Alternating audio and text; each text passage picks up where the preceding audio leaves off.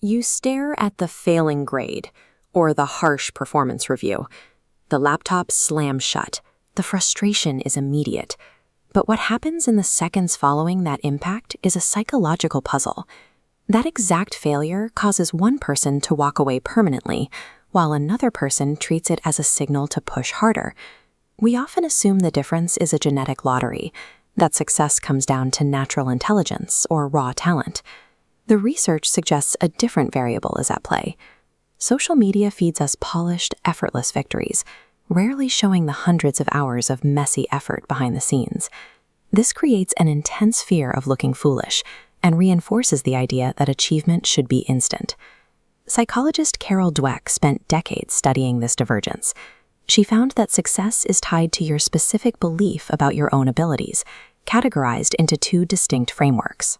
How you interpret a setback in the moment of failure determines whether you continue to engage with a challenge or retreat from it entirely. Let's freeze time at the moment of failure and explore the first path, the fixed mindset. This path assumes intelligence and talent are fixed traits. You are born with a set amount of smart that cannot change. Every task becomes a performance. You focus on demonstrating intelligence, hoping to prove you have what it takes. If you fail an exam or a presentation, you process it as a permanent character flaw.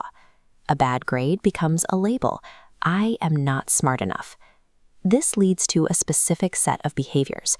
You avoid difficult challenges. You fear failure, give up when it gets difficult, and treat feedback as an attack. A fixed mindset turns a temporary struggle into a permanent dead end, resulting in a life defined by the risks you were too afraid to take. Now, let's rewind the timeline back to that same moment of failure. We will process it through the alternative path, the growth mindset. Here, you view intelligence as a muscle, developed through consistent practice.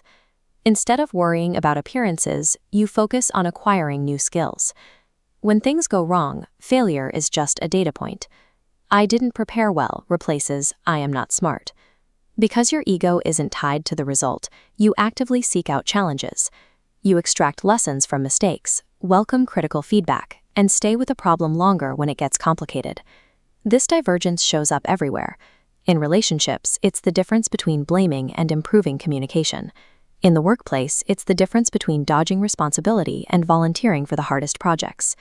Externalizing the mistake allows you to maintain the momentum required to keep practicing until a difficult skill becomes second nature. To bridge the gap between where you are and where you want to be, you can use a specific psychological tool, the power of yet.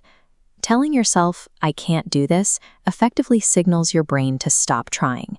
Adding the word yet forces your brain to begin searching for a solution and plotting a path forward.